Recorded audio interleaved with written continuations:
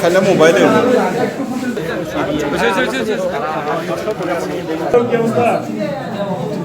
সে মহিলার পেছনে সে সাইকেল ছিল, তো মহিলাটাকে সে ডান হাত দিয়ে গলাটাকে এভাবে করলো আর বাম হাত দিয়ে সে কান থেকে এভাবে নেওয়া শুরু করলো। তো সম্ভবত যে হাত দিয়ে যে গলাটা চেপে ধরেছিল এটা হয়তো প্রেশার একটু বেশি ছিল, মহিলা তখনই হয়তো মারা গেছে, সে তাৎক্ষণিকভাবে কিছুক্ষণের ভিতরে সে মারা গেছে। ওই কিস্তির টাকা পরিশোধের জন্য আমি একটা আর্থিক অনটনে আমি ছিলাম, তো মহিলাটা যখন কাজে তদারকি করার জন্য আসলো তখন আশেপাশে কেউ ছিল না, এটা নির্জন একটা জায়গা ছিল, আশেপাশে কেউ ছিল না, তখন মহিলার কানে স্বর্ণের দুল ছিল। এটাকে দেখার পর আমার লোভ হয়েছে।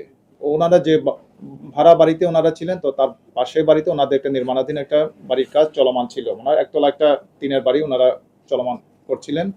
তো সেখানে রাজমিস্ত্রি সহ বিভিন্ন রকম কার্যক্রম চলমান ছিল।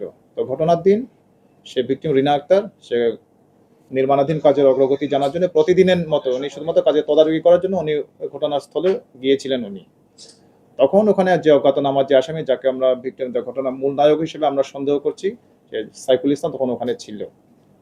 করার পরে তখন যাওয়ার পরে তো মহিলা ঘটনাস্থলে যাওয়ার পরে তো ওর পরিবার যখন অনেকক্ষণ অপেক্ষা করার পরেও সে মহিলাদের যখন ফিরে আসলো না, তখন মহিলার যে দ্বিতীয় যে ছেলেটা ছিল আব্দুল্লাল রাজু। ঈদ আসবে, সাথে ক্যাশব্যাকও আসবে। নিজের বা প্রিয়জনের জন্য কেনাকাটায় এবারও নগদ পেমেন্টে পাচ্ছেন দারুণ ক্যাশব্যাক। তাই যাই কিনুন, পেমেন্ট করুন নগদে।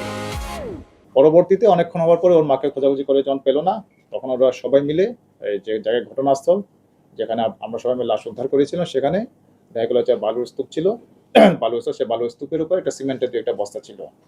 তো ওদের সন্দেহ হওয়ার পরে ওরা সে সিমেন্টের বস্তাগুলো ঠেলে দেওয়ার পরে বালু সরানোর পর দেখা গেল মায়ের মৃতদেহ ওখান থেকে উদ্ধার করা হয়েছে।